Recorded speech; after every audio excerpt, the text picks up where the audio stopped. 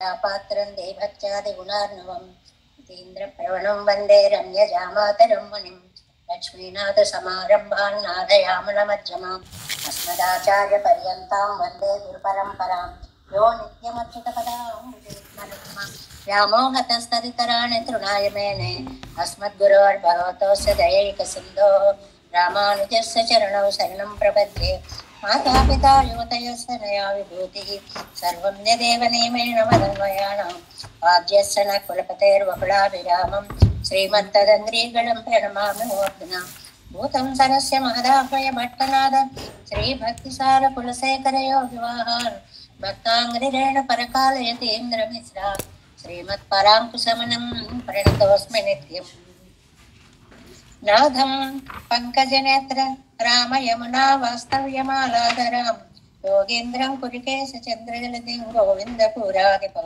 भट्टार्यं निगमान्तयोगी जगदाचार्यौ स कृष्णद्वयौ वन्दे माधव पद्मनाभ सुमनकोलेश देवेदपान् नमो वेदान्तवेद्याय जगन्मङ्गलयतमे यस्य वापमृतासारपूरितं बोधत्रयम् वेदान्तवेद्यामृतवारिरासे वेदार्थसारामृतपौरमक्रियम् आदाय वर्षन्तमहं प्रपद्ये कारुण्यपूर्णं कलवैरिदासं श्रीमत्कृष्णसमाह्वाय नमो यामुनसूनवे यत्कटाक्षणलक्ष्याणां सुलभश्रीधरः सदा श्रीकृष्णपादपादाब्जे नमामि शिरसा सदा यत्प्रसादप्रभावेन सर्वसिद्धिरभोन्मम लोकाचार्याय गुरवे कृष्णपादस्य सौनवे संसारभोगिसन्दष्टजीवजीवातवे नमः श्रुत्यर्थसारजनकं स्मृतिबालमित्रं पद्मोल्लसद्भगवदङ्घ्रिपुराणबन्धुं ज्ञानाधिराजमभयप्रदराजपुत्रम् अस्मद्गुरुं परमकारुणिकं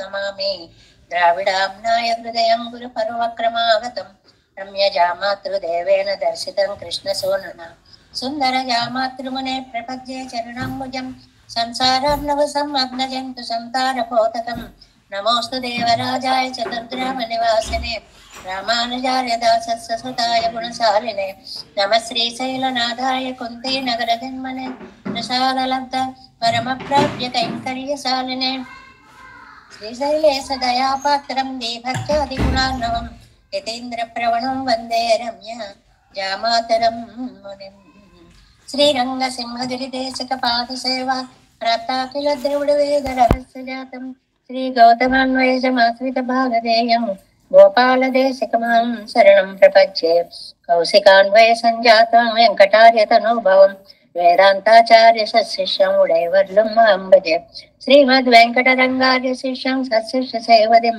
श्रीलक्ष्मणार्य विबुधं संश्रये देवी दीप्तये ओमस्मद्गुरुभ्यो नमः तामृतं विश्वजनानुमोदनं सर्वार्थदं श्रीशतगोपवाङ्मयं सहस्रशाखोपनिषत्समागमं नमाम्यहं द्राविडवेदसागरम् திருவழிதினாடென்னும் தென்குருகூரென்னும் அருவினியவன் பொருணல் என்றும் அருமறைகள் அந்தாதி செய்தான் அடியினையே எப்பொழுதும் சிந்தியாய் நெஞ்சே தெளிந்தோ மனத்தாலும் வாயாலும் வன் பொருகூர் பேணும் இனத்தாரை எல்லாதிரைஞ்சேன் தனத்தாலும் ஏதும் குறைவிலேன் எந்தை சடகோபன் பாதங்கள் யாமுடைய பத்து ஏந்த பெருங்கீர்த்தி ராமானுசமுனிதன் வாயந்த மலர்பாதம் வணங்குகின்றேன் ஆயந்த பெரும் சீரார் சடகோபன் செந்தமிழ் வேதந்தரிக்கும் பேராத உள்ளம் பெறா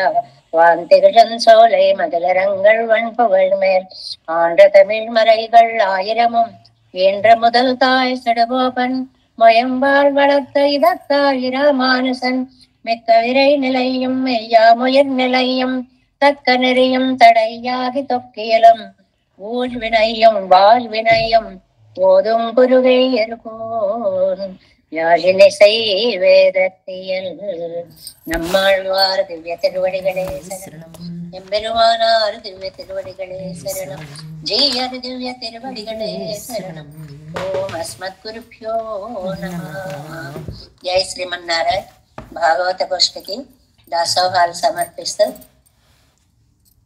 అత్యద్భుతమైనటువంటిది ద్రావిడ వేద సాగరముగా చెప్పబడినటువంటి ఆ నమ్మాళ్వార్ల యొక్క అద్భుత కృతి సమూహంలో మనం తిరువాయిమొழிలోని సామవేద సారమైన తిరువాయిమొழிలోని 1వ పదిలో 4వ అంజిరయ్య మడవారాయ్ అనేటువంటి పక్షులని వాటిని దౌత్యం పంపించేటువంటి సందర్భ పాసురాలలో ఇవాళ మనం 7వ పాసురంలోకి ప్రవేశించాము అని మనం మొదటి నుంచి చాలా సార్లు చెప్పుకుంటున్నాము. ఈ నమ్మాళ్వార్లు పక్షి మొదలైనటువంటి వాడిని పక్షులు గాని తుమ్మెదలు గాని చివరికి మనస్సుని కూడా దూతగా పంపించడము అనేటువంటిది మనకి ఇప్పుడు రాబోయే పాసురాల్లో వస్తుంది. ఒక 4 తిరువాయిమొழிల్లో ఈ దౌత్య కార్యక్రమాన్ని పక్షులని పంపడము అనేటువంటి దాన్ని నమ్మాళ్వార్లు మనకి అనుగ్రహించారు. అందులో మొట్టమొదటిది ఈ అంశరయ్య అనేటువంటిది 1లో 4 అన్నమాట. తర్వాత 6లో 1 వస్తుంది. వైగల్ పూంకైవాయ్ అనేటువంటిది అది 2వది. తర్వాత 6లో 8 వస్తుంది. పొన్నులగాళీరో అని ప్రారంభం అవుతుంది, అది 3వది అనమాట. తర్వాత 9లో 7 వస్తుంది. ఎంగానల్ అగంకయువాం అనేటువంటిది. ఇలాగ 4 పదులలో పరమాత్మ యొక్క సన్నిధికి పక్షులని దౌత్యంగా పంపడము అనేటువంటిది నమ్మాళ్వార్లు ఈ దివ్య ప్రబంధంలో మనకే అందించారు. ఇవాళ మనం ప్రతి గ్రంథానికి కూడా ఉయిర్పాట్టు అనేటువంటిది ఒక మాట చెప్పుకుంటున్నాం. ప్రాణాధారమైనటువంటిది, ముఖ్యమైనటువంటిది, సారవంతమైనటువంటిది అనే అర్థాన్ని ఉయిర్పాట్టు అంటారు. అలాగా ఈ 10 పాసురాలలో కూడా ఈ 7వ పాసురము ఉయిర్పాట్టు అంటారు. దీన్ని ఉయిర్పాట్టు అంటారు. ఎందువల్లంటే అంజిరయ్య మడవారాయ్ అనేటువంటి ఈ తిరువాయిమొഴి మనకి అపరాధ సహత్వాన్ని చెప్పింది. అంటే నువ్వు మా అపరాధాలని క్షమించాలి అని చెప్పింది అని మొట్టమొదటి రోజు మనం చెప్పుకున్నాం. ఆ అపరాధ సహత్వము అనేటువంటి మాట ఇవాల్టి పాసురంలో రావడం వల్ల దీనిని ఉయిర్పాట్టు అని అంటారు. ఇందులో మనకి నమ్మాళ్వార్లు ఒక చిలుకని, అందమైనటువంటి చిలుకని దౌత్యంగా పంపిస్తున్నారు, దూతగా పంపిస్తున్నారు అని. కనపడ్డ ప్రతి పక్షిని పిలిచి దాని దగ్గర తమ గోడును వెళ్ళబోసుకోవడం అనేటువంటిది ఈ రాయబారాల్లో ఒక విశిష్టమైనటువంటి ప్రక్రియగా నడుస్తోంది అని. అందులో ఇవాళ చిలుక సందేశము, పక్షి సందేశంలో కూడా నారలు అయ్యాయి, కోకిలలు అయ్యాయి, హంసలు అయ్యాయి, వండు అయ్యాయి. ఇలా ఒక్కొక్క దాన్ని చెప్పుకుంటూ వచ్చి ఇవాళ కిళిని చెప్తున్నారు, చిలుకని గురించి చెప్తున్నారు. ఆ చిలుకని గురించినటువంటి ఆ పాసురాన్ని 7వ పాసురాన్ని ముందుగా అనుసంధానం చేస్తున్నాం. ఎన్ పిழை கோப்பது போல பணிவாடை ஏறுகின்றது, என் பிழையே நிறைந்து அருளி அருளாத திருமாலார்க்கு, என் பிழைத்தாள் திருவடியின் தகவினுக்கு என்று வருவாய் சொல், என் பிழைக்கும் இளங்கிளியே యాన్ వళర్త నీయలయ్యే.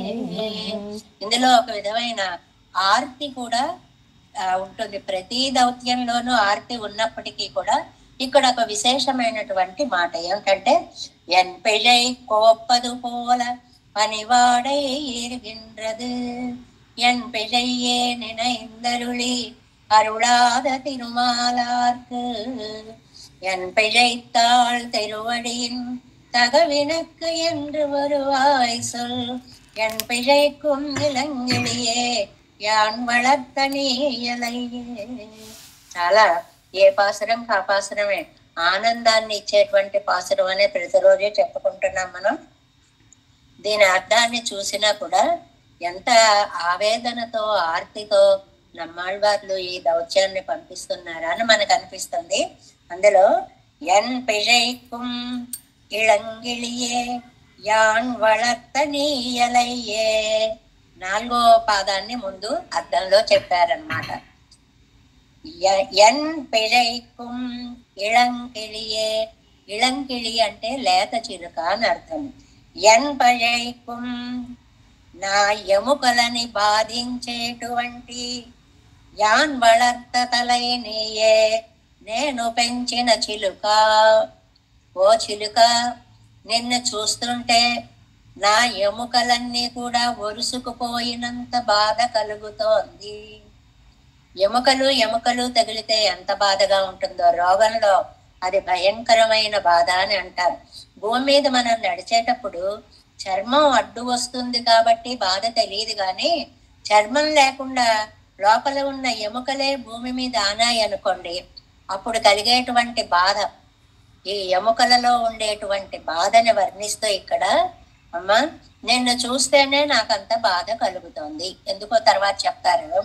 అది ఎన్బ ఇజై కోప్పదు పోల, ఎన్బ ఇజై కోప్పదు పోల, ఎముకలలో దారాన్ని గుచ్చినట్లుగా ఉండిటను. అసలు ఆ మాట వింటేనే, ఇవి ఆపరేషన్స్ జరిగేటప్పుడు కూడా చర్మాల్లో కండలో గుచ్చుతారు, కానీ ఎముకల్లో గుచ్చడం అనేది మనకి ఐవీలు పెట్టినప్పుడు చూడండి, లోపలకి గుచ్చేసి ఎంత భయంకరమైనటువంటి బాధ కలుగుతుందో, అలా ఎముకలకి గుచ్చేసి, అందులో కూడా ఒకసారి గుచ్చి వదిలేయడం కాదుట, ఒక దారాన్ని సూదితో పాటు ఆ ఎముకల్లో గుచ్చి వరుసగా కుట్టుకుంటూ వెడితే ఎంత బాధ కలుగుతుందో, ఒక ఆపరేషన్ చేసినంత బాధ కలుగుతోంది అన్నమాట.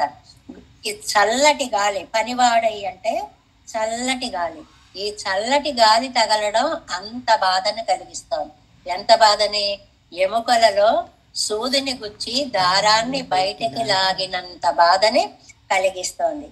ఎన్బ ఇజై కోప్పదు పోల, ఎముకలలో దారాన్ని గుచ్చినట్లుగా పనివాడై ఈర్గిన్రా, పనివాడై చల్లటి గాలి ఈర్గిన్రా, బద్దలు చేసేస్తోంది. ఆ గుచ్చినప్పుడు 2 ముక్కలు అయిపోతుందా ఎముక, అన్నంత బాధ కలిగిస్తోంది. ఈ చల్లగాలి వచ్చి అలా గుచ్చుతోంది అని అర్థం అన్నమాట. ఎలా గుచ్చుతోంది అంటే, ఎముకలు కూడా చిల్లులు పడేంత బాధని కలిగిస్తున్నట్లుగా, చిల్లు పడ్డా పర్వాలేదు, అందులోంచి ఒక దారాన్ని బయటకి లాగుతున్నారా అన్నంతగా అంత బాధ కలిగిస్తోంది. ఎన్ పిజయ్యే నా తప్పునే నినైందు అరుళి తలచి. ఎంతసేపు స్వామికి ఒకే మాట, ఈ తప్పు చేసావు, ఆ తప్పు చేసావు, ఆ తప్పు చేసావు అని తప్పులని నువ్వు భావించడమే గాని, అరుళాద తిరుమాలార్క్, కనికరించినటువంటి శ్రీయప్పతి, అది తప్పులనే చూస్తాడు తప్ప జాలి చూపించాలి అనే గుణము లేనటువంటి తిరుమాలార్కు అంటారు. ఇందులో తిరు అని ఎక్కడొచ్చినా అమ్మ అని అర్థం, తిరుమాలార్కు అని అంటే శ్రీయప్పతికి అని అర్థం. తిరువడి ఎంతగా వినక్కు, స్వామి అయిన మీ యొక్క కృపకు ఎన్ పిజైతాళెండ్రు, ఏమి తప్పు చేసింది ఈవిడ అని ఒరువాయ్ సొల్, ఒక మాట చెప్పండి అంటే 2 తాత్పర్యం చెప్పుకుంటే తేలిగ్గా తెలుస్తుంది. ఎముకలు ఒరిసిపోయేంత బాధ కలిగించే చిలుక, చిలుక ఎముకల్ని బాధ పెట్టేస్తుంది. పోనీ నువ్వు పరాయిదానివా అంటే, ఎన్ వళర్తనీయే, నేను పెంచుకొని, నేను దానిమ్మ గింజలు పెట్టి, నేను ద్రాక్షారసాలు ఇచ్చి నిన్ను ప్రేమతో పెంచుకుంటే నువ్వు నాకు ఇచ్చేది ఏమిటో తెలుసా? ఎముకలు ఎముకలు ఒరుసుకునే అంత కష్టాన్ని కలిగిస్తున్నావు. అంతేకాదు, ఎముకల్లో దారాన్ని గుచ్చి లాగినట్లుగా ఈ చల్లగాలి కూడా నన్ను బాధ పెడుతోంది. ఒకవైపు చిలుకను చూస్తే బాధ వస్తుంది, ఒకవైపు చల్లగాలి తగిలితే బాధ వస్తుంది. ఆయన ఉన్నాడా? తప్పులు వెదకడం తప్ప ఆయనలో కనికరము అనేటువంటిది ఏమాత్రము లేదు. ఎన్ పిజైతాళ్ ఎండ్రు వరువాయ్ సొల్, అలాంటి ఆయనకి నేనేం తప్పు చేశానో ఒక్కసారి గుర్తు తెచ్చుకోమను, నాకు చెప్పమను, నువ్వు ఆ మాట తీసుకుని నా దగ్గరికి రా అంటే, ఇక్కడ అందమైన భావాలు. చిలుకని చూస్తే ఈవిడికి ఎముకలు బాధపడ్డం ఏమిటండి అంటే, చిలుకకి స్వామికి కూడా అందమైనటువంటి పోలికలు చాలా ఉన్నాయి అంటారు. ఎన్ని పోలికలు ఉన్నాయి అంటే, చిలుక కూడా మనోహరంగా ఉంటుంది, చూసిన కొద్దీ చూడాలనిపిస్తుంది. స్వామి కూడా చూసిన కొద్దీ చూడాలనిపించేంత అందగాడు అని. చిలుక మధురంగా మధురంగా మధురంగా పలుకుతుంది. స్వామి కూడా అలాగే ప్రేమగా ప్రేమగా ఎన్ని కబుర్లు చెప్పాడో నాతోటి, అవన్నీ గుర్తొస్తున్నాయి నిన్ను చూస్తూ ఉంటే. చిలుక చక్కటి రంగుతోటి నేత్రానందకరంగా ఉంటుంది. స్వామి కూడా నీలమేఘ ఛాయతోటి నా కళ్ళకి ఎప్పుడు నిన్ను చూస్తే నాకు ఎంత ఆనందం కలుగుతుందో, స్వామిని చూస్తే నాకు అంతకంటే ఆనందాన్ని కలుగుతుంది. కాబట్టి ఆనందం కలిగే గుణం మీ ఇద్దరికి కలిగించే గుణం మీ ఇద్దరిలో ఉంది కాబట్టి నిన్ను చూడగానే నాకు ఆయన గుర్తొస్తున్నాడు. నువ్వు మృదువుగా పలుకుతావు, ఏది చెప్తే అది పలుకుతావు. ఆయన అంతకంటే మృదువుగా అలాగే అలాగే వస్తాను చేస్తాను అంటే నీలాగే ఆయన కూడా తియ్యటి కబుర్లు బాగా చెప్పాడు. ఇంకా అనురాగము ఆనందము అనేటువంటివి నిన్ను చూస్తే ఎలా కలుగుతాయో ఆయన్ని చూసినా అలాగే కలుగుతాయి. అందువల్ల ఏమవుతుంది, ఓన్లే ఆయన్ని చూడడం లేదు కదా, దీన్ని చూస్తున్నావు కదా అని ఆనందం కలగట్లా. అయ్యో ఆయన కూడా ఇలాగే ఉంటాడు కదా, ఆయన కూడా ఇలాగే మాట్లాడేవాడు కదా, ఆయన కూడా ఇలాగ చూడాలనిపించేంత అందం గలవాడు కదా, ఇలా గుర్తొచ్చి నా ఎముకలన్నీ ఒరుసుకుపోతున్నాయి. ఎముకల ఒరిపిడి అనేటువంటిది ఎంత భయంకరం అండి. అది రోగాల్లో ఒక పెద్ద రోగం. మధ్యలో చర్మం అంతా కూడా మధ్య అంతా కూడా కరిగిపోతే అరిగిపోతే ఒక ఎముకకి తాకి టక్ టక్ టక్ అంటూ సౌండ్ వస్తూ ఉంటుంది. ఆ వచ్చినప్పుడు భరించరాని బాధ కలుగుతూ ఉంటుంది. నోయడు మూప్పొడు ఇరప్పు ఇవై పేర్తు పెరుందుంబం వేరరనీకి దంతాళిని చేర్తు అన్నారు కదండి. అలాగా చాలా భయంకరమైనటువంటి బాధని కలిగిస్తోంది. ఇక్కడ ఆళ్వార్ నాయకికి బాధని కలిగించేటువంటివి రెండు ఉన్నాయి. ఇందులో ఈ అపరాధ సహత్వాన్ని గుర్తు చెయ్యి అనేటువంటి మాట వల్ల ఇది ఉయిర్పాటు అయింది. అపరాధ సహత్వము అంటే ఎన్ని తప్పులు చేసినా సరే వాటిని పట్టించుకోకుండా ఉండే గుణం ఒకటి ఉంది నీకు. అది మర్చిపోయావా ఇవాళ? అదొక్కసారి గుర్తుకు తెచ్చుకో. అప్పుడు నాలో తప్పులు నీకు ఒప్పులుగానే కనిపిస్తాయి, వాత్సల్య గుణం పైకి వస్తుంది. కాబట్టి అపరాధ సహత్వాన్ని గుర్తు తెచ్చుకో. అపరాధ సహత్వము అపరాధము చేసిన వారిని క్షమించుట, వారిలో తప్పులను క్షమించుట అనే భావాన్ని చెప్తోంది. కాబట్టి ఇవాళ ఈ పాసురానికి ఉయిర్పాటు పాసురం ఈ 10కి అనే పేరన్నమాట. అది 7 పాటు 7 వ్యాఖ్యానం 351వ పేజీ. తందాముడయ్య అపరాధத்தை పారాదే.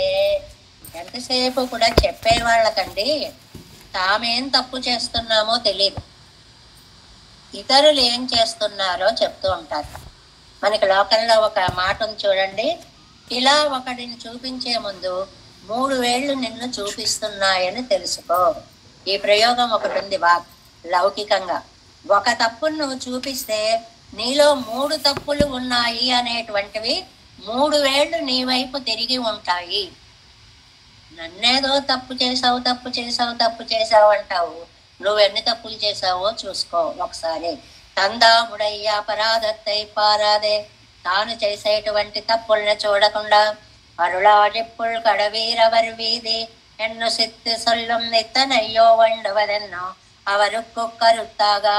ఏంటి, నీ వీధిలోంచి నేను గరుడ వాహనారూఢుడై వెళ్ళాలా, పైగా ఇదో కోరిక నీకు, చేసిన తప్పులు చాలక అంటావా అని ఆయన అనలేదు.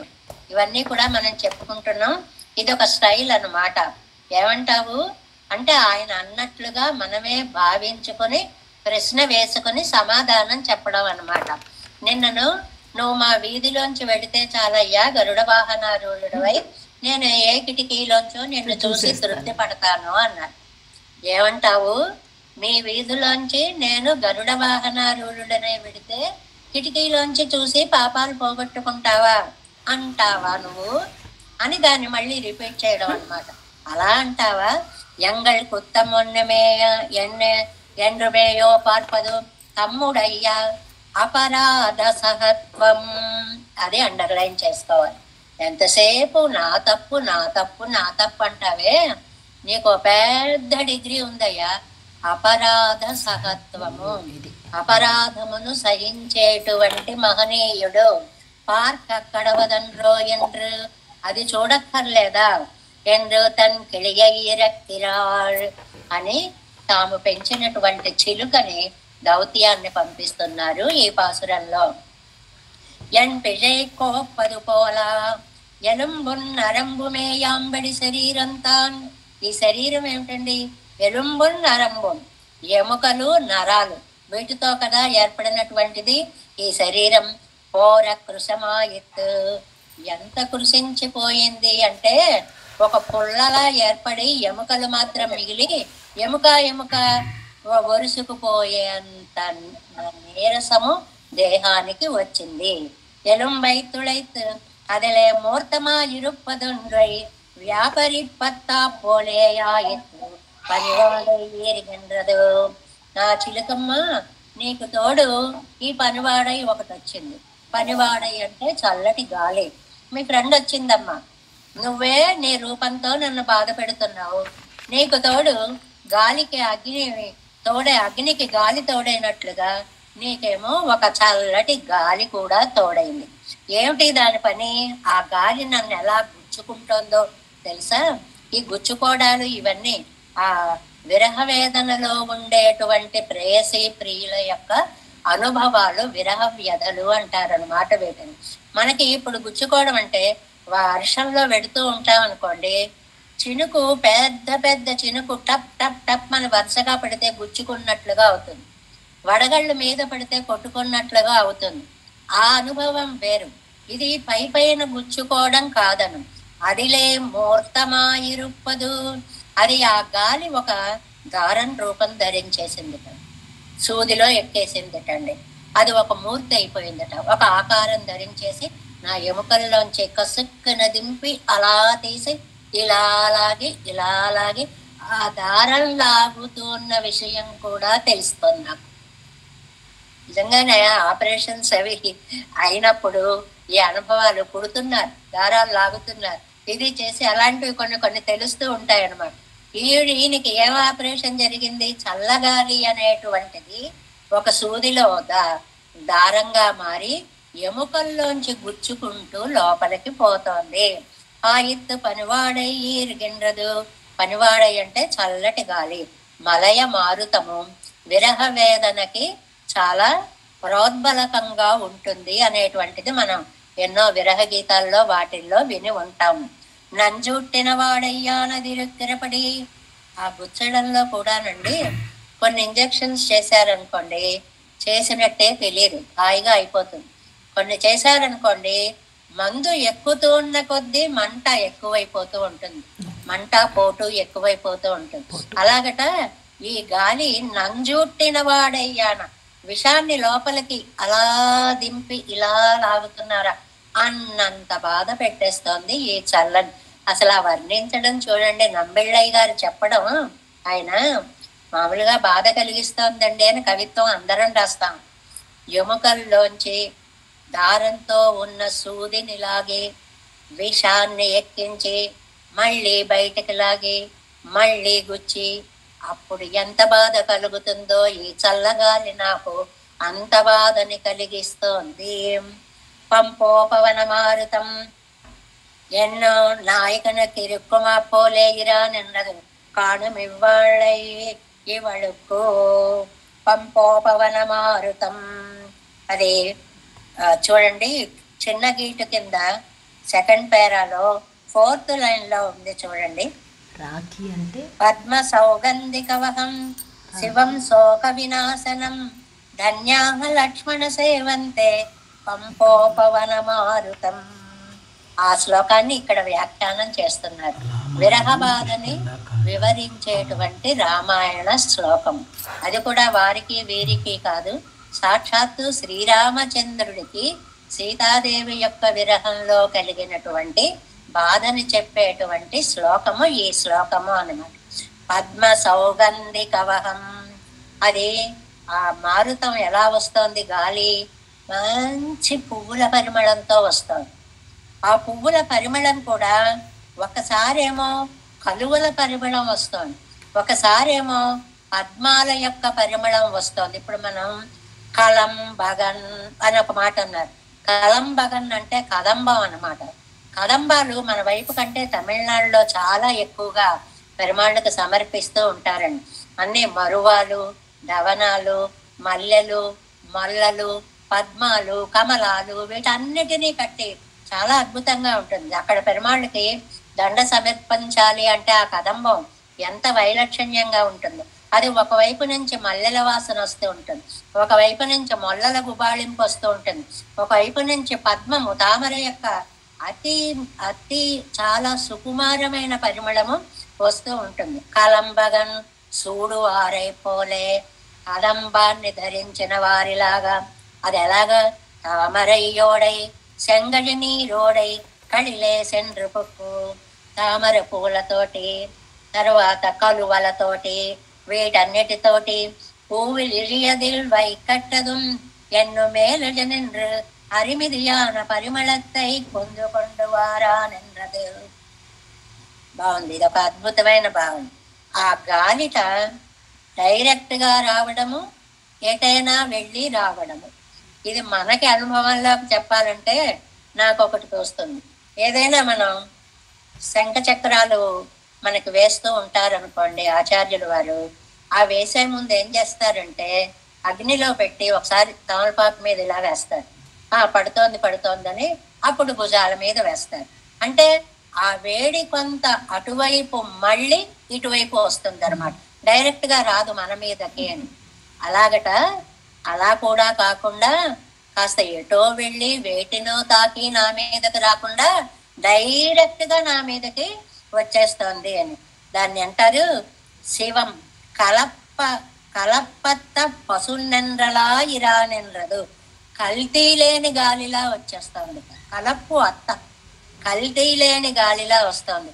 కల్తీ లేని గాలి అంటే ఏమవుతుంది? ఒకవైపు వెళ్ళి అక్కడి నుంచి మన దగ్గరికి వస్తే దానిలో ఉండేటువంటి తీవ్రత కొంచెం తగ్గుతుంది. అలా కాదు, డైరెక్ట్ గా నన్నే కొట్టేస్తోంది అంటే అతి తీవ్రంగా బాధిస్తోంది అని అర్థం. అదావదు புறம் வேசிலர்க்கு உடம்பு கொடுத்து சுணங்கிழியாதே తాయి తలైదెండ్రలాయిరుకై. ఇంకొకళ్ళ ఒంటిని తాకి నా మీదకు వస్తే సగం వేడి తగ్గేదేమో, అలా కాకుండా డైరెక్ట్ గా నా ఒంటి మీదకే ఈ గాలి వచ్చేస్తోంది. అందువల్ల ఇంత తీవ్రంగా ఉంది.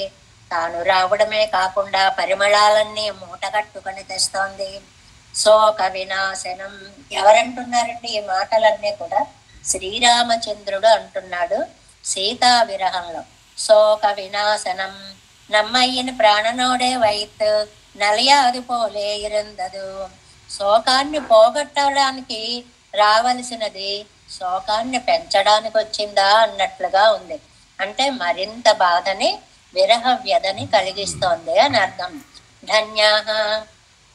ఇదే గాలి ఇద్దరూ ఉన్నప్పుడు వచ్చిందనుకోండి, ఆనందానుభవంలో ఉన్నప్పుడు వచ్చిందనుకోండి, కాత్తు వారానింద్రదన్నాల్. అలాంటప్పుడు గనక గాలి వస్తే ఏకాంత స్థలం తేడి పడుగై పడిక్కిరవర్గళం శిలరే. ఆహా, ఎంత బాగుంది ఈ సమయంలో ఈ గాలి మనకి అని ఇద్దరూ ఉన్నప్పుడు అనుభవించేవారు ధన్యుడు. కానీ నేను ఇప్పుడు అధన్యుణ్ణి. అంటే సీతమ్మ నా పక్కన లేదు కాబట్టి ఈ గాలి నన్నింత బాధ పెడుతోంది. లక్ష్మణ సేవంతే ఇది ఎప్పోదు వరవదెన్నెరుప్పరుగల్. ఎక్కడి నుంచి వస్తోందో తెలుసా లక్ష్మణ? పంపోపవన మారుతం ఆకరత్తిల్ నెరుప్పు ఎన్నుమా పోలే. ఆకరత్తిల్ నెరుప్పు అదే హాయిగా పంపా సరోవరం మీద నుంచి వచ్చే గాలి చల్లగా తగలాలి. అలాంటిది సముద్రంలో బడబాగ్ని పుట్టినట్టు నిప్పుగాలి వచ్చినట్టు నా మీదకు వస్తోంది. ఆకరత్తి నెరుప్పు. ఆకరత్తిల్ నెరుప్పు. ఒక బడబాగ్ని, సముద్రంలో బడబాగ్ని బయలుదేరినట్లుగా నాకు ఉన్న బాధ చాలక ఈ పంపా సరోవరము, ఈ గాలి, ఈ పుష్ప పరిమళము నా వంటిని చీల్చేస్తున్నాయి అని రామచంద్రుడంతటి వాడు ఇలా అన్నాడు కాబట్టే ఆత్మానం మానుషం మన్యే, నేను సామాన్య మానవుణ్ణి అని అడుగడుగునా చెప్పుకున్నాడు. ఎక్కడా కూడా నేను దైవాన్ని అనేటువంటి మాటని రామచంద్ర స్వామి అనలేదు అనేది చెప్తున్నారనమాట. ఇప్పటియాన 352వ పేజీ. இப்படி మహిషియానవల్ వాడై కిడైందు నోపడానిక. ఈ విధంగా మహిషి అంటే ఇక్కడ సీత అని అర్థం. సీతాదేవి తనకి దూరమైన సందర్భంలో ఇత్తై పరిహరిక్కవర్ ఆ బాధను పోగొట్టుకోవడం కోసం కడలడైపదు పడై తిరట్టువదాగిరపడి కడల్ అడైతు సేతువుని కట్టాడు, సముద్రం మీద సేతువుని కట్టాడు. తిరట్టు సేన సైన్యాన్నంతటినీ సమీకరించుకున్నాడు, ఆ యుద్ధము చేసి ఆమెను బ్రతికించుకున్నాడు. ఇంత బాధని పోగొట్టుకోవడానికి రాముడు అంత చేయవలసి వచ్చింది. నాయకిகள் ஒருவர் பிறந்தவாறே అంతర్జాతి కాలిలేదు కై ఉన్నదే ఇప్పటి. ఆ నాయకులిద్దరూ కలుసుకోవడం కోసం అంతర్జాతి కాలిలే అని ఒక మాట అన్నారండి. ఇక్కడ అందమైన మాట. అంతర్జాతి అంటే ఇక్కడ వాయుసూనుడు అని అర్థం. అంటే హనుమ కాళ్ళ మీద పడ్డాడు. రామచంద్రుడు అంతటి వాడు హనుమ కాళ్ళ మీద పడ్డాడు. ఇవాళ నేను నీ కాళ్ళ మీద పడుతున్నాను చిలుక అండం అన్నమాట, పోలిక అన్నమాట. అందుకని అంతర్జాతి లేజాతమానదు అంతర్జాతి. ఎందుకంటే అంతర్జాతి అన్నారు హనుమని. ఒకటి మనిషి కంటే వేరైన జాతి అని అర్థం. రెండోది వాయునందనుడు ఆయన. ఆకాశాద్వాయువిరే వాయోరగ్ని, వాళ్ళిద్దరూ ఫ్రెండ్స్. అగ్ని ఉన్న చోట వాయువు వచ్చేసిందంటే ఓ అద్భుతంగా మండిపోతాయి. అలాగా ఈ వాయువు లాంటి వాయుపుత్రుడు వెడుతూ ఉంటే శోకాగ్ని ఎలాగ మండిపోతూ ఉంటే దానిని పోగొట్టుకోవడం కోసమని ఈ సముద్రాన్ని మదించి సేతువుని కట్టి ఆ పైన సైన్యాన్ని పెట్టి వెళ్ళి ఆవిడని తెచ్చి ఎంత చేశాడు ఆయన. కాతు ఎన్ పిழையே నినందరిలి நான் படுகிற ஸ்லோகம் போராதென்னோ கீழாண்டை சிகை వాసియానెన్రారు. నేనెంత కష్టపడుతుంటే ఏమీ తెలియట్లేదేమిటి ఆయనకి. అయ్యో ఇంత దుఃఖపడుతోందాని కనీసం తెలుసుకోలేకపోతున్నాడంటే. మరేమో ఆయనకి ఏదో ఓ పేరుంది కదమ్మా సహస్రనామంలో. అవిజ్ఞాత వాగైత విருந்து సహస్రాంశు ఎంగరపడియే இப்போது దోషத்தில் సర్వజ్ఞరాయ్ ఇరెక్క ఆయిత్ ఇరెక్కరదు. వ్యాఖ్యానం చేసేటువంటి ఎందుకు వ్యాఖ్యాతృ చక్రవర్తులు అయ్యారండి వారందరూ అని అంటే ఇదిగో ఇలాంటి భావాలను తీసుకొచ్చి పెట్టడం వల్ల. స్వామికి అవిజ్ఞాత అని ఒక నామం ఉందని, ఏమీ తెలియని వాడు అని సహస్రనామంలో పేరది. అంటే అక్కడ వ్యాఖ్యానంలో భట్టర్ వారు చెప్తారు, భక్తుల యొక్క దోషములను తెలియని వాడు. ఏమీ తెలియని వాడు అంటే ఆయనకేం తెలియదని కాదు. ఎందువల్ల ఏ సర్వజ్ఞ సర్వవిత్, అన్నీ తెలిసిన వాడు, అన్నిటిలో అన్నీ తెలిసిన వాడు అని అర్థం. ఏంటండి 2 సార్లు అన్నారు ఈ మాట. అన్నీ తెలిసిన వాడు అంటే మనుషులందరూ తెలుసు అని అనుకోండి. మళ్ళీ అందులో ఏం తెలుసండి, ఆడవాళ్ళు ఎవరో తెలుసు, మగవాళ్ళు ఎవరో తెలుసు, వాళ్లలో ఎన్ని రంగులు ఉంటాయో తెలుసు, ఎన్ని ఇష్టాలు ఉంటాయో తెలుసు, ఎన్ని కోరికలు ఉంటాయో తెలుసు. సర్వవిత్, అన్నీ తెలిసినటువంటి వాడు. అంటే ఇక్కడ మనకి వ్యాఖ్యానంలో అవిజ్ఞాత దోషాలని గమనింపనివాడు పెద్ద పేరోటి పెట్టుకున్నాడు. మొన్నన్నారే కృపా సముద్రుడు, అరుళాద అవన్, దయలేనివాడు, దయారహితుడు, అద్భుతమైన పేర్లు పెట్టుకున్నాడు. అలాగే ఇవాళ కూడా అవిజ్ఞాత. అవిజ్ఞాత అంటే తప్పులు తెలియని వాడని అనుకోవట్లేదు నేను, నా బాధ తెలియని వాడు అనుకుంటున్నాను. అది సమన్వయం. చాలా అందమైనటువంటి భావన అనమాట. ఆయనకి పక్కనే ఇంకో పేరుందండి, సహస్రాంశు ఎంగరపడియే இப்போது దోషத்தில் సర్వజ్ఞరాయ తెరెక్కరదు. పైగా ఉన్నదాన్ని 1000 రెట్లు చేసి చూడగలడు. సహస్రాంశు, నేను ఒక్క తప్పు చేస్తే 1000 తప్పులు చేసినట్లు నన్ను శిక్షిస్తున్నాడు. అదిట సహస్రాంశుడు అనేటువంటి. సహస్ర కిరణుడులాగా అన్నిటినీ చూడగలిగిన వాడు, తెలుసుకోగలిగిన వాడు, అనే నామానికి ఇక్కడ ఈవిడ ఈ ఆళ్వారి నాయకి అద్భుతమైన 2 అర్థాలు చెప్పింది. నా దోషాలు తెలియని వాడు అవిజ్ఞాత, ఉన్న దోషాన్ని 1000 రెట్లు చేసి చూసేవాడు సహస్రాంశు. అబ్బా, ఏం గొప్ప స్వామి అండి మీ స్వామి. సర్వజ్ఞరాయితిరిచరదు అరుళాద తిరుమాలార్క్. ఆయన ఎలాంటి వారు అండి? దయలేనివాడు. తిరుమాలార్క్ శ్రీయప్పతి, ఆయన శ్రీయప్పతి అండి. ఆ శ్రీయప్పతి అండంలో ఉద్దేశం ఏమిటండి? శ్రీయపతి, ఆవిడ ఎప్పుడు కూడా ఉంటుంది. ఎప్పుడు కూడా ఉండడం వల్ల ఏంటి లాభం మనకి? ఎవరైనా తప్పులు చేసినటువంటి వాళ్ళు పెడితే నా కశ్చన్ అపరాధ్యతి ఎన్వారు అరుగే ఇరుక్క. అలా మన వైపు మాట్లాడే తల్లి పక్కనుండగానే ఇంత మాటలు అంటున్నాడు నన్ను, ఆవిడ పక్కనుండగానే నా గురించి మర్చిపోవడం అనేది జరిగింది. అరుగే ఇరుక్క, అది అందమైనటువంటి మాట. అరుగే ఇరుక్క ఎంగళ్ కుత్తం పార్తు, నా తప్పులను చూసి, ఇక్కడ ఒక అందమైన మాట, అవళ్ పక్కల్ ముఖం పెరవిరుక్కిరారే, నా తప్పులను ఇలా చూసేసి ఆ సీతాదేవి వైపు అలా ముఖం పెట్టు కూర్చున్నట్ట, అమ్మవారి వైపు అలా ముఖం పెట్టు కూర్చున్నట్ట. ఈ దోషాన్ని నేను చూడలేను, అందమైనటువంటి నీ ముఖాన్ని చూస్తాను అని ఆవిడ వైపు ముఖం తిప్పుకొని కూర్చున్నాడట. ఎన్నో నంజీయర్ అరుడి చేయుంబడి అని నంజీయర్ చెప్పారట. ఓహో, ఎందుక ఆవిడ ముఖం కేసి చూశాడు అనుకున్నాము, ఈ పాపాలన్నీ చూడలేక మొహం తిప్పుకొని అటువైపు తిప్పి చూశాడా అని చమత్కారంగా కాలక్షేపాలు వినేటప్పుడు ఎందుక ఇలా జరిగిందా అని మనం ఎలా సమన్వయించుకుంటామో అలా నంజీయర్ గారు కూడా అన్నారట.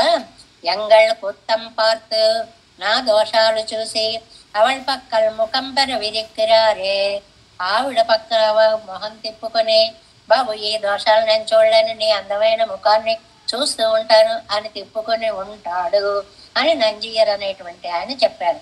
నానిప్పటి నోపడ వేండుகிறது அவனுக்கவள் முகம் கொடுத்து அங்கே துவுக்கை கீரே என்று దాగిరాన్ என்று పిళ్ళాన్ పణిక్కుబడి. పిళ్ళాన్ ఏమన్నట్ట ఆయన చెప్పేటప్పుడు, నేను ఇక్కడ ఇంత కష్టాలు పడుతూ ఉంటే అసలు వాటిని పట్టించుకోకుండా అవనుక్కవళ్ ముఖం కొడుతూ అంగే తువక్కుగై ఎండ్రెండ్రాదాగిరా, ఆ ముఖమే చూస్తూ ఇటువైపు అసలు పట్టించుకోకుండా ఉన్నావా అని పిళ్ళాననే ఆయన అన్నారు.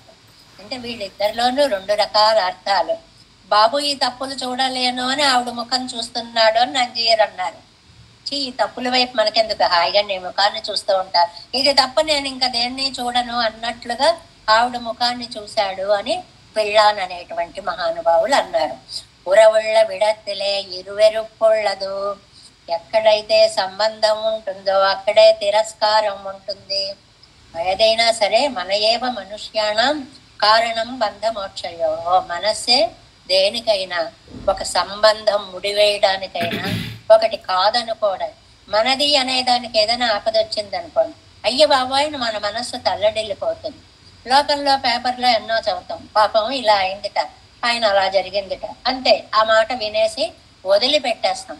సంబంధం ఉండేటువంటి బాధ వేరు, సంబంధం లేనప్పుడు ఉండేటువంటి అనుబంధం వేరు కదా.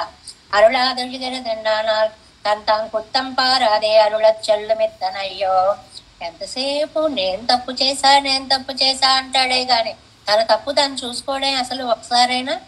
అంటే చాలా విసుగొచ్చినప్పుడు కొంచెం ఇలాంటి ఎదురీత భావాలు కూడా కలుగుతూ ఉంటాయన్నమాట.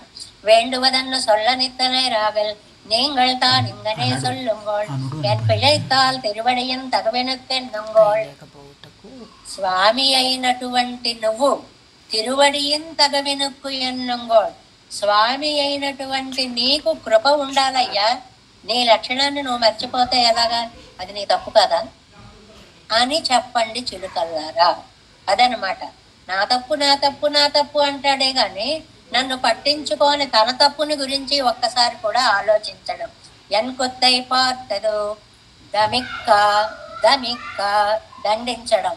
నినైతారాగిల్ తంపురయ్యాదిర నేర తరవై కాటుంగోళ్. ఒక్కసారి గుర్తు చేయండి, ఆయనకు ఒక అద్భుతమైన లక్షణం ఉంది. ఏమిటంటే స్వామిగళానతం పొరయ్య పొరై వయిరు నిరయ్య వెంగళాల్. ఆయన స్వామి అపరాధాలని కడుపులో పెట్టుకోవడం అనేటువంటిది ఆయన లక్షణం. దోషాలని క్షమించడం అనేది ఆయన సహజ గుణం. అరే అది మర్చిపోయి, అసలు నీకు ముఖ్యంగా ఉండాల్సిన గుణాన్ని నువ్వు మర్చిపోయి అంతసేపు తప్పు చేశారు తప్పు చేశారు తప్పు చేశారని యువతల వాళ్ళ తప్పులు ఎందుకు నువ్వు వేలెత్తి చూపిస్తున్నావు? కుతం చెయ్యపోమో ఎన్నొంగోళ్ళు తప్పులు చేయమా? ఎక్కడ పుట్టించావయ్యా బాబు? ఈ లోకంలో పుట్టించావు, ఇరువుల తరుమాన్యాలలో పుట్టించావు, ఎటు చూసినా అజ్ఞానమే నిండు ఉండే లోకంలో పుట్టించావు, ఎటు చూసినా ఇంద్రియాలను ఆకర్షించే అనుభవాలు ఉన్నటువంటి లోకంలో పుట్టించావు. వాటి మధ్యలో మమ్మల్ని పెట్టి తప్పు చేసావు తప్పు చేసావు తప్పు చేసావు అంటావేంటి? నువ్వు మమ్మల్ని అక్కడ పెట్టడమే పెద్ద తప్పు. నీ తప్పు నువ్వు తెలుసుకో ముందు. ఆశ్రయిత్తుకు తక్కపడియన్రో వెళ్ళాం. నువ్వు నీకు మాకు ఎంత తేడా ఉందయ్యా? నువ్వు నీ అంతటి వాడివే నీ తప్పుని తెలుసుకోలేకపోతే మేమెంత వాళ్ళం మా తప్పు తెలుసుకోవడానికి? నువ్వేమో విభువివి, మేము అనుస్వరూపులము. నువ్వు అన్నీ సర్వజ్ఞుడివి, మేము అజ్ఞులము. నేను తెలుసుకోలేదంటావేమిటి? నీకే తెలియడం లేకుండా పోతే ఇంకా నాలాంటి వాళ్ళకి ఎక్కడ సాధ్యం అండి? పుత్తన్ సైవదం ఎంగళ్ళు అడవిలే. ఇంకా చెప్పాలంటే దోషం చెయ్యడం అనేది ఇక్కడ ఈ లోక ధర్మం. ఇందులో ఉండి దోషం చెయ్యని వాడు ఎవ్వరూ ఉండరు. కానీ తాం పొరుప్పత్తుం తమ్మళవిలే ఎండ్రో. ఇది తాం పొరుప్పదం అండర్లైన్ చేసుకోవాలి. దాని క్షమాగుణము. ఎంత తప్పులు చేసినా క్షమ అనేటువంటిది నీ లక్షణము. అంటే తప్పులు చేయుట మా వంతు, అది సరిదిద్దుటయే నీ వంతు అన్నమాట. అదగా శ్రీరామ నీ నామం ఎంత రుచిరా అని అన్నట్లుగా మేము తప్పులు చేస్తుంటాము, నువ్వు దిద్దుతూ ఉండాలి. తిరువడియన్ తగవినక్కెన్ పిజయిత్తాళ్ళే. అపేక్ష నిరపేక్షత్వము అంటారు. అంటే ఇతరులు అడగకుండానే దయ చూసేటువంటి నువ్వు, నీకు ఇలాంటి అలవాటు ఎప్పటి నుంచి వచ్చిందయ్యా? తప్పు చేశాడు అని వెతుక్కుని మరీ తీసుకుంటున్నావు తప్పులు. అసలు నీకు ఇలాంటి గుణాలు లేవే ఒకప్పుడు. దేవరీ కృపైకు తన్నీర్తూ రుంబాగ ఏదేనం ప్రదక్షిణ నమస్కారాదిగల్ పన్నిత్తుండో ఎన్ను నంబిళ్ళై అరళి చేయుంబడి. ఇది ఒక అద్భుతమైనటువంటిది. నంబిళ్ళై చెప్పారు. ఏమండి, మనం చదివేదంతా నంబిళ్ళయ్యదే కదా. నంబిళ్ళై చెప్పారు అంటారు ఏమిటండి అంటే సమాధానం మీకు తక్కువని తోచాలి. ఏమని? నంబిళ్ళై చెప్పినది వడక్కు తిరువీధి పిళ్ళై అనేటువంటి ఆయన రాస్తున్నారు. కాబట్టి ఇది చెప్పేటప్పుడు వడక్కు తిరువీధి పిళ్ళై, రాసేటప్పుడు నంబిళ్ళై చెప్పినటువంటి మాటను ఒకసారి గుర్తుకు తెచ్చుకున్నారు. ఇవన్నీ నంబిళ్ళై మాటలే. కానీ ఏం చెప్పారండి మా గురువు గారు అంటూ వెళ్ళిపోయారనమాట. వడక్కు తిరువీధి పిళ్ళై ఏం చెప్పారు? ఆయన చాలా అద్భుతమైనటువంటి ఒక సందేశాన్ని, ఒక ఉపదేశాన్ని మనకి ఇస్తున్నారు ఈ ఒక్క వాక్యంలో. ఏమని? దేవరీర్ కృపైకు తన్నీరు తురుంబాగా ఏదైనం ప్రదక్షిణ నమస్కారాదిగల్ పండితుండో. నీ దయ చూపిస్తుంటే వద్దని పానకంలో పుడతలాగా నేనేదైనా నా స్వప్రయత్నం చేశానా? మనం మన ప్రయత్నం చెయ్యకూడదు, ఆయన దయ కలగాలి అని. మన ప్రయత్నాలు ఏం చేస్తాము అంటే అది చేసే పద్ధతిని వ్యాఖ్యానంలో చెప్పారండి. ఒకటి ప్రదక్షిణ నమస్కారాదిగల్ పండితుండో. ఆలయానికి వెళతాం, ప్రదక్షిణ చేస్తాం. ఎలా చేస్తాము ప్రదక్షిణ? ఇది మనకి ఈ నంబిళ్ళయ్య గారు ఎందుకు ఈ మాటను చెప్పారు అనే చోట ప్రదక్షిణం చేసేటప్పుడు హాయిగా పెరుమాళ్ళ యొక్క దివ్యమంగళ విగ్రహాన్ని వర్ణించే శ్లోకాలు చదువుకుంటూ వెళ్ళాం. నెంబర్ 1.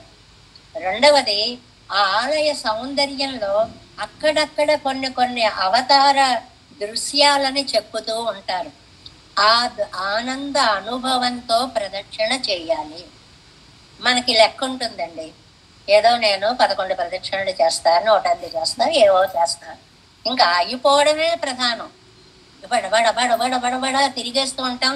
ఎన్నోది లెక్క పెట్టాలో చూసుకుంటూ ఉంటాం తప్ప మనస్సు అసలు దాని మీకు వెళ్ళదే. ప్రదక్షిణ చేసేటప్పుడు మనకి భట్టర్ వారు చెప్తారు ఒక వ్యాఖ్యానంలో, ఒక గర్భిణీ స్త్రీ తన పొట్టలో ఉన్నటువంటి శిశువుకి ఏమాత్రం ఇబ్బంది కలగకుండా ఎలా నడుస్తుందో అలా చేయాలంట ప్రదక్షిణ. ఎందుకు?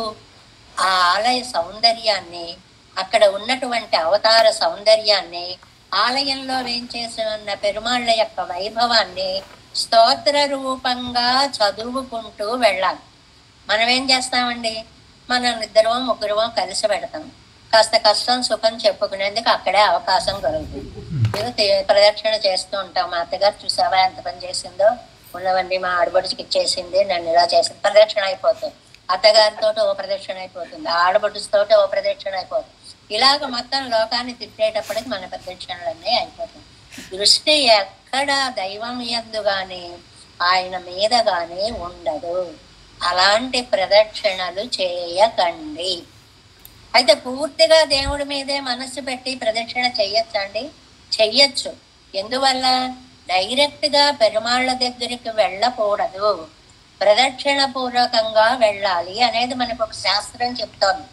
ముందుగా మనం కోవిల్లోకి ఎలా వెళ్ళాలి అంటే, ఆ గరుడ ధ్వజం ఉన్నటువంటి చోట ఒకసారి దాసోహం పెట్టాలి. అలా పెట్టినప్పుడు ఈ ధ్వజస్తంభం దగ్గర అది వేదానికి ప్రతీక అయిన గరుత్మంతుడు అక్కడ ఉన్నాడు కాబట్టి, స్వామి నేను వేదాన్ని నమ్ముతున్నాను, నువ్వు చెప్పినట్లుగా నా జీవితాన్ని వైదిక మార్గంలో నడిపిస్తాను అనే భావముతోటి అక్కడ దండం పెట్టాలి. ఇవన్నీ మనకెక్కడ తెలుస్తాయండి? దండం పెట్టమన్నారు, ఒకసారి దండం పెడతాం, వెళ్ళిపోతాం. వైదికమైనటువంటి భావాలని కలిపి లోపల అర్ధానుసంధానంతో ప్రదక్షిణ చేస్తే అది ప్రదక్షిణ అవుతుంది. కానీ లోకాన్నంతా తిట్టుకుంటూ 1000 సార్లు తిరిగి, 108 సార్లు తిరిగి, 11 సార్లు తిరిగి, ఎన్నిసార్లు తిరిగావు అన్నది కాదు, నీ మనస్సు ఆయన వైపు తిరిగిందా లేదా అనేటువంటి ఆ భ్రమణాన్ని నువ్వు గుర్తుకు పెట్టుకోవాల్సినది అని నంబిళ్ళయి ఒక అందమైన మాట, పానకంలో పుడకలాగా అన్నారు, తన్నీరు తురుంబాగా అన్నారు. అంటే ఒక ముళ్ళు పడ్డట్టుగా అని, అంటే హాయిగా గుణానుసంధానం చేసుకుంటుంటే, అమ్మో నేను ఇంత చేయలేకపోయాను అని బెంగ అక్కర్లేదు. మీకు చేయగలరా? చేయండి. వెళ్ళడం అనేటువంటిది ఒక పద్ధతి. ధ్వజస్తంభం దగ్గర దాసోహం పెట్టి లోపల ఉన్న భగవానుడి యొక్క ఆ స్తోత్రానుసంధానం చేసుకుంటూ, స్వామి నీ సన్నిధికి నేను వచ్చాను, నీవాడిని అని తలుచుకుంటూ దాసోహం పెట్టి లోపలికి వచ్చి ముందు అమ్మని సేవించాలి. వెంకటేశ్వర స్వామి కోవిలైనా సరే డైరెక్ట్ గా మనం కూడానండి తిరుపతి వెళ్ళొచ్చేస్తుంటాం సాధారణంగా. అలా కాదు, తిరుపతి వెళ్ళిన వాళ్ళు ముందుగా తిరుచానూరు వెళ్ళాలి అని ఒక శాస్త్రం ఉందండి. ఆ శాస్త్రం ఎంత తక్కువ అంటే అక్కడ ఉన్న రష్ ఇక్కడ లేకపోవడమే గుర్తు అనమాట. మనకి అంత పాటించం. అమ్మ పురుషకారం ముందు ఉండాలి, అమ్మని ముందు సేవించాలి, తర్వాత స్వామి వద్దకి వెళ్ళాలి. కోవిల్లో కూడా ముందుగా అమ్మ సన్నిధికి వెళ్ళి దాసోహం పెట్టుకుని అయ్య దగ్గరికి వెళ్ళాలి అనేటువంటిది.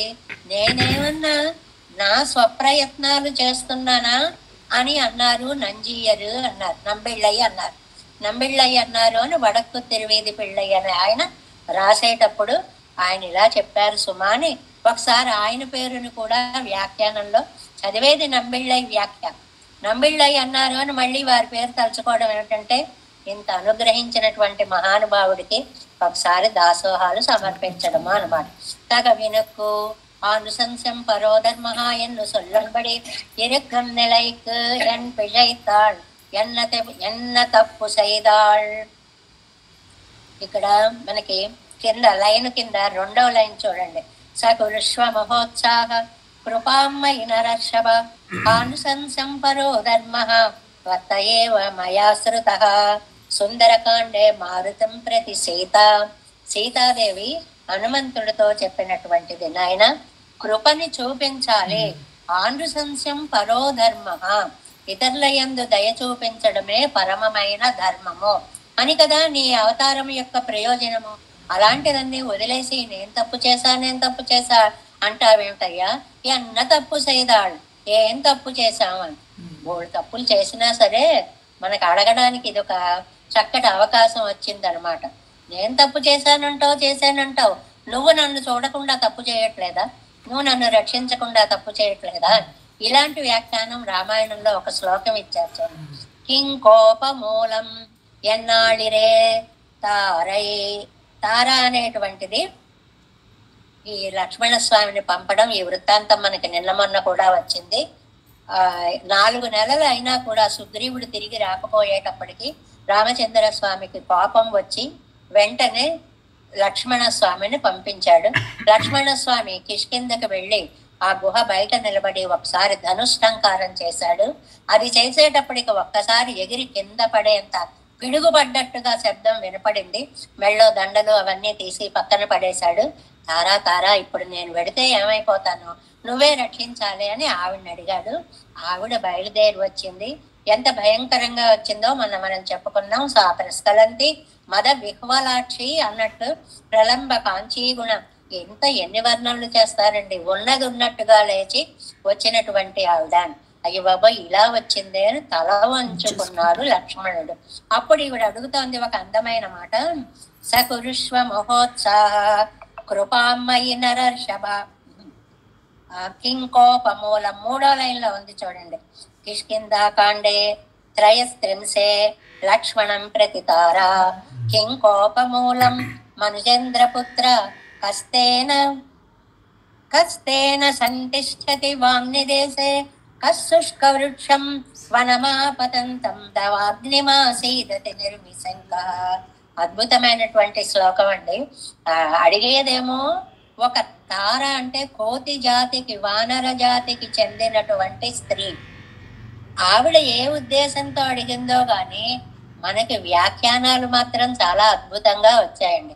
కిం కోపమూలం ఎన్నాళిరే తారై. ఎందుకయ్యా కోపం అంది? అక్కడ ఒక్క క్షణం ఆలోచిస్తే 4 నెలలు దాటినా ఇచ్చిన మాట తప్పి రాకుండా సుఖానుభవం చేస్తున్నప్పుడు కోపం రాదా? తప్పు చేసి ఎందుకు కోపం వచ్చింది అని అడుగుతుంది ఏంటండి అంటే ఆవిడ ఎంత బాగా సమర్థించిందో చూడండి. మనుజేంద్ర పుత్ర, నువ్వెవరివయ్యా? ఒక రాజుగారి యొక్క కుమారుడివి. మీరు మనుష్యులు, మేము ఎవరు? తిరియక్కులం, జంతువులం. జంతువులకి ధర్మాధర్మాలు ఏం తెలుస్తాయ్యా? సరదాకి చెప్పుకునేటువంటి మాట చమత్కారభూయిష్టంగా సమన్వయం అన్నమాట ఇది. ఏమండి, జంతువుకి తెలియపోతే సుగ్రీవుడు ఎలా చేశాడు, హనుమ ఎలా వెళ్ళాడు, ఎలా రామాయణం కథ జరిగింది, అది వేరు విషయం. అది కాదు ఇక్కడ. ఏమయ్యా, నువ్వు మనిషివి, మేం జంతువులం అన్న తర్వాత ఇష్టం వచ్చినట్లుగా ప్రవర్తిస్తూ ఉంటాం. రాజపుత్రర్గళై 4 మాసం మిన్నొక్కు మిడిక్కు మిరయ్యాకి. రాజపుత్రులు అంటే రామలక్ష్మణులు 4 నెలలు మిన్నెక్కుం మిడెక్కుం, పిడుగులకి మెరుపులకి ఇరయ్యాకి అంటే వానాకాలంలో బాధపడి. ఎంత బాగుందో ఆ మాట. మిన్నొక్కుం మిడెక్కుం మిరయ్యాకి తాంగళ్ భోగ ప్రవణరాయిరుందవత్తై ఒన్నయ్యం బుద్ధి పన్నాదే. వాళ్ళేమో అక్కడంతా రామలక్ష్మణులు బాధపడిపోతుంటే ఇక్కడ సుగ్రీవుడు తారతోటి భోగపరాయణుడై ఉండడం తప్ప కాదా? అనుమతించినంత కాలం ఉండొచ్చు. 4 నెలలు దాటిపోయిన తర్వాత కూడా ఆ విషయం గుర్తుకు రాకుండా ఉండడం తప్ప కాదా? உம்முடைய கோபத்துக்கடி என்னை என்னாளிதிரே அவர்கள் பொறையை నినతిరుందగనత్తాలే. పొరయ్యై, ఈ మాట మనం గుర్తు తెచ్చుకుంటూ ఉండాలి. అపరాధ సహత్వము, నువ్వు మమ్మల్ని క్షమించాలి, మేమేదో జంతువులం. ఇంతకాలంగా విడిపోయి ఉన్న సుగ్రీవుడు ఇన్నాటికి ఆనందంగా కాలం గడిపాడు. ఆయన ఒక జంతు జాతికి చెందినవాడు, నువ్వు మనుష్య జాతికి చెందినవాడివి. నీకే ఇంత కోపం రావడం ఇది సహజమా? నీకు క్షమా గుణముంది కదా, దానిని ఎందుకు చూపించవు? అపరాధ సహత్వం పొరుమై మనుజేంద్ర పుత్ర. ఆ శ్లోకాన్ని ప్రతి ముక్కని వ్యాఖ్యానించారండి ఇక్కడ. మనుజేంద్ర పుత్ర, ఎవరబ్బాయివయ్యా నువ్వు? దశరథ చక్రవర్తి యొక్క కొడుకువే. 60,000 ఆండు. ఎన్నాళ్ళు రాజ్యం చేశాడు? 60,000 సంవత్సరాలు దశరథ మహారాజు. ఉన్నటువంటి రామాయణ కాలమానం ప్రకారం అప్పటి కాలాలు వేరు, ఇప్పటి కాలాలు వేరు, లెక్కలు వేరు. 60,000 సంవత్సరాలు செய்த குத்தங்களை పొరుతూ ప్రజలు ఎన్ని తప్పులు చేసి ఉంటారయ్యా? ఆ చేసేటువంటి తప్పులన్నిటినీ క్షమించి చేరవిట్టాంగుள் కొండు పొన్నాను ఉంగళ్ తమప్పనార్.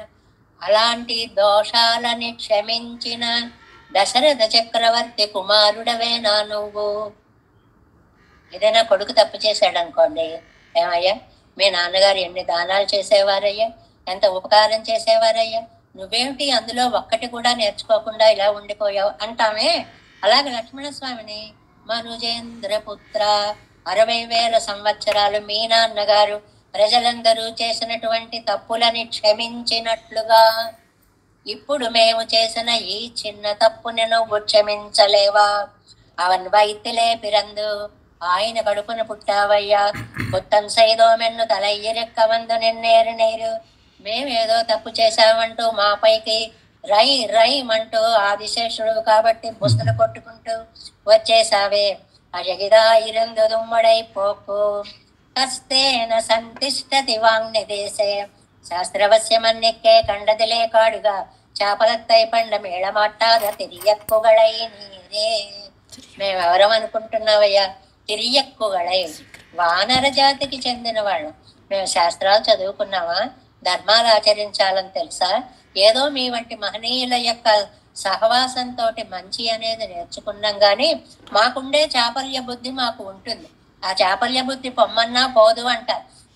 చివరికి రామాయణంలో ఆ ఇంద్రుడు పంపించినటువంటి ఆ హారాన్ని రామచంద్రుడికి ఇస్తే, ఆయన సీతమ్మ వారికి ఇస్తే, ఆవిడ ఒక చూపు ఆయనకేసి చూస్తే ప్రదే శుభగే హారం యశ తుష్టాసి భామిని అని నీకెవరికి ఇవ్వాలంటే వాళ్ళకి ఇయ్యి అని ఆయన అంటే, అది తీసుకెళ్లి హనుమకిస్తే ఇప్పుడు సినిమాల్లో చూపిస్తారు ఒకటి సరదాగా ఒక్కొక్క రత్నం కొరకడం, అందులో సీతమ్మ ఉందా రాముడు ఉన్నాడా లేదా చూడడం, పడేయడం, ఇలా చేశాడు. ఇది వానర జాతి లక్షణము అని తర్వాత కవుల యొక్క చమత్కారాలు ఇవన్నీ.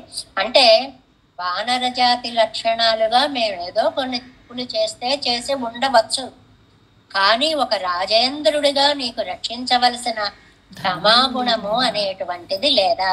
ఇజంద భోగంగళై భుజిప్పదు ఎన్ను சேர்த்துவிட்டு நீர் சொல்லித்து செய்தனம் ఎన్నదలై అరిక్క వందనెన్నేరు. నువ్వు పంపిస్తే కదయ్యా, రామచంద్ర స్వామి పంపిస్తే కదయ్యా ఆయన ఇన్నాళ్ళు భోగాలు అనుభవించడం కోసం వచ్చాడు. నిజమే ఆలస్యమైంది, దాన్ని నువ్వు క్షమించవద్దా? ఇప్పటి సొల్లలాంబడియరే ఇవరు పొరై ఇరుప్పదు అని చెప్పినట్లుగా ఉంటుంది అపరాధ సహత్వము. మనుషులు చెప్పినా, కోతులు చెప్పినా, పక్షులు చెప్పినా, ఎవరు చెప్పినా క్షమ క్షమ క్షమ, ఓర్పు ఓర్పు ఓర్పు. ఆ ఓర్పు కూడా మామూలు ఓర్పు కాదు, అపరాధములను క్షమించే ఓర్పు. అది ఈ పాసురంలో ముఖ్యమైనటువంటి భావం అన్నమాట. తప్పు చేశాం కాదనడం లేదు, అది మా తప్పు, కానీ దాన్ని సహించకపోవడం నీ తప్పు, దాన్ని సరిదిద్దకపోవడం నీ తప్పు.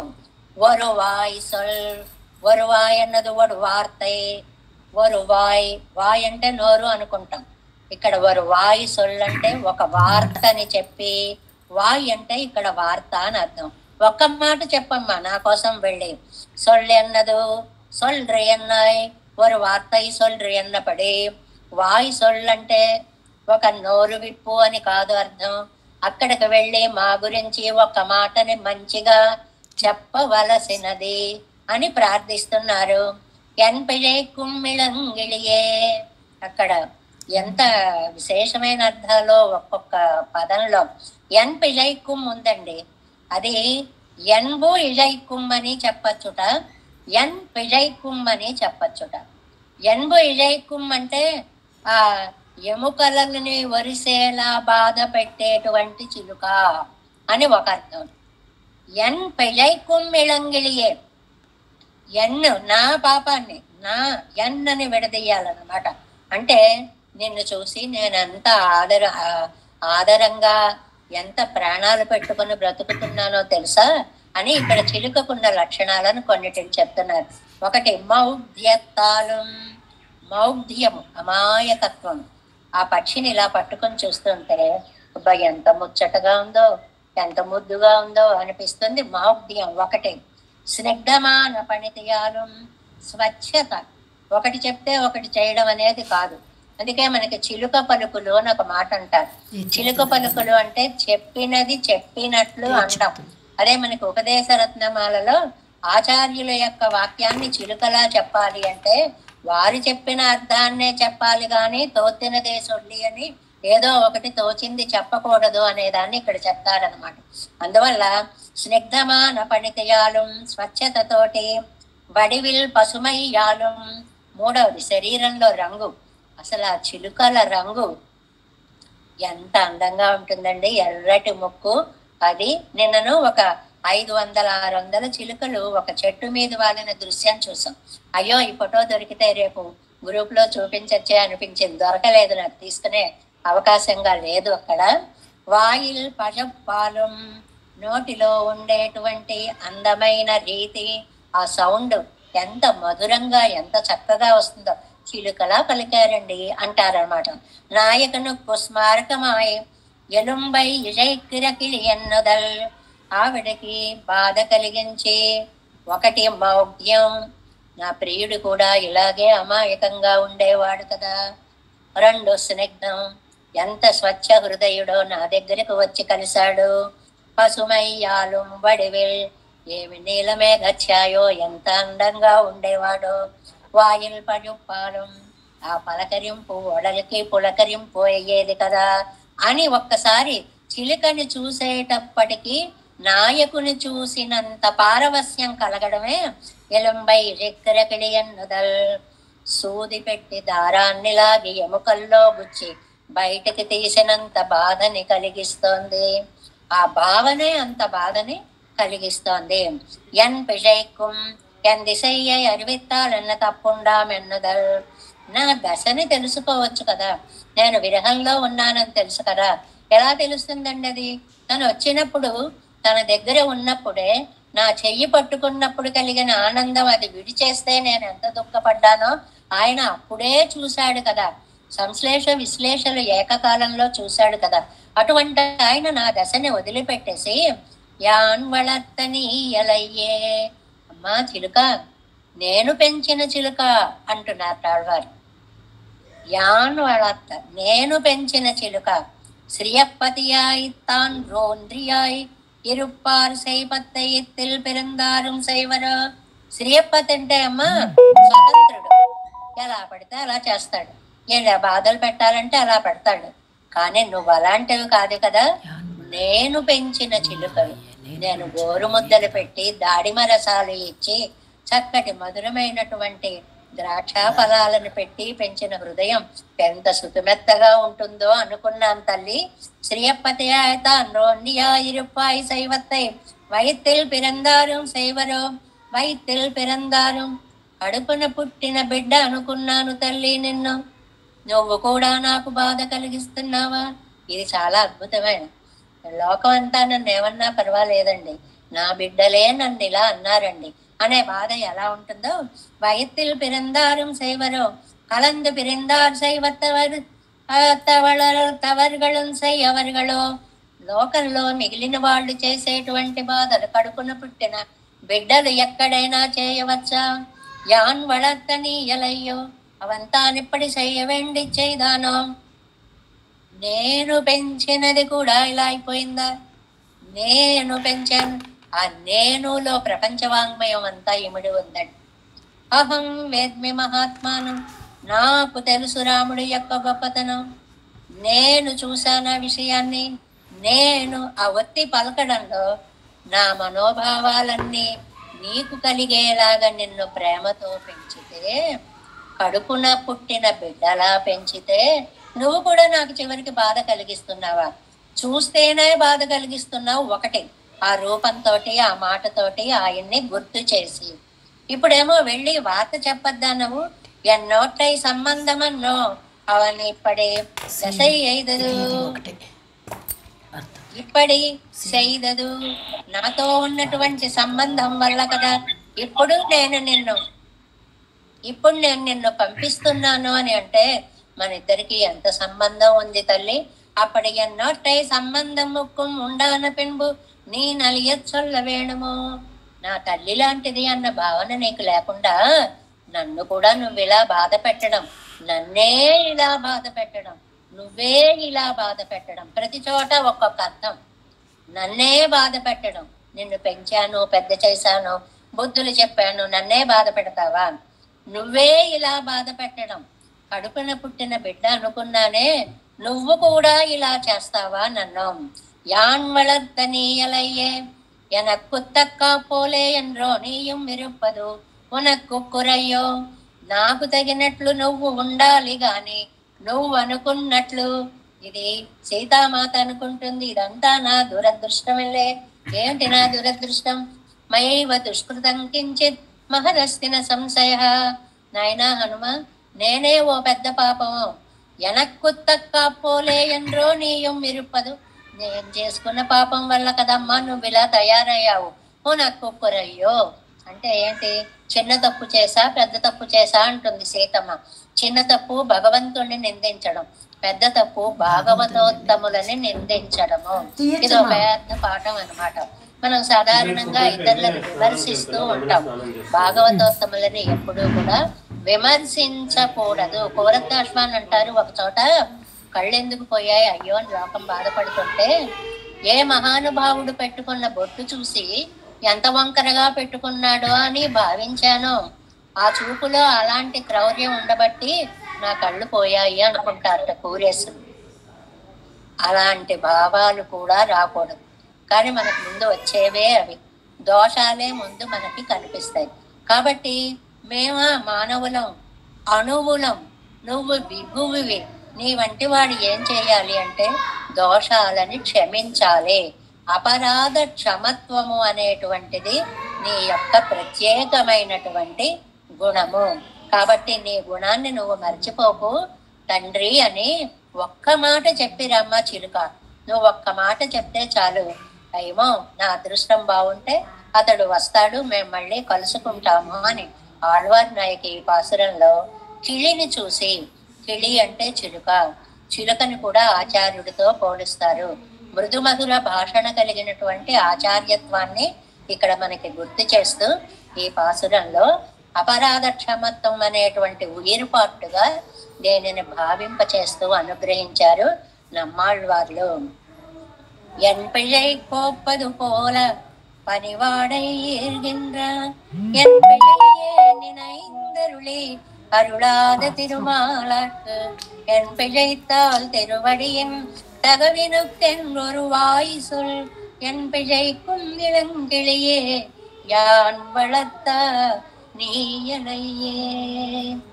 దేవేశం కోలనాదం నతహిత మనసం పద్మనాభం రమేశం లోకార్యం కృష్ణయుగ్మేన చ నిగమశిరో యోగి భట్టారకో చ గోవిందం పూరనాదేన చ సహ కురు కేశేందు సింధుం యతీంద్రం మాలాధృద్యామునార్యో మమ హృది నిదదే రామ పద్మాక్షనాదాన్.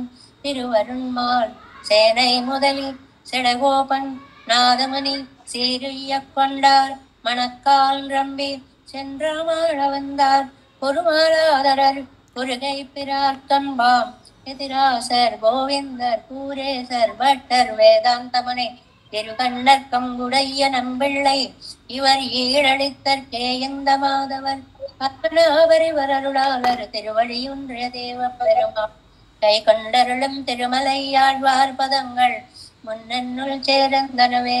நமோஸ்து தேவராஜாய சதுர்கிராம நிவாசினே ராமானுஜார்ய தாசஸ்ய சுதாய குணசாலினே. நம ஸ்ரீசைலநாதாய குந்தி நகர ஜன்மனே பிரசாதலப்த பரமப்ராப்ய கைங்கர்யசாலினே. ஸ்ரீசைலே சதயா பாத்திரம் தீபக்யாதி குணார்ணவம் யதீந்திர பிரவணம் வந்தே ரம்ய ராமாதரம் முனிம். வாழி திருவாய் மழிப்பிள்ளை மாதக வாழ்வாழும் மணவாள மாமுனியன் வாழியவன் மாறம் திருவாய் மழிப்பொருளை மால்நத்தோர் தேரும்படி உரைக்கும் ஸ்ரீர் ஸ்ரீரங்க சிம்ஹகிரிதேசிக பாதஸ்தேவா பிராப்தா கில திரவிட வேத ரஹஸ்ய ஜாதம் ஸ்ரீ கௌதமான்வயஜம் ஆசிரித பாகதேயம் गोपालदेशिकमहं शरणं प्रपद्ये कौशिकान्वय सञ्जातं वेङ्कटार्यतनोभवं वेदान्ताचार्य सशिष्यं मुनेवर्लुमहं भजे श्रीमद्वेङ्कटरङ्गार्य शिष्यं सशिष्यसेवतिं श्रीलक्ष्मणार्य विबुधं संश्रये धीविदीप्तये। ॐ अस्मद्गुरुभ्यो नमः। जय श्रीमन्नारायण।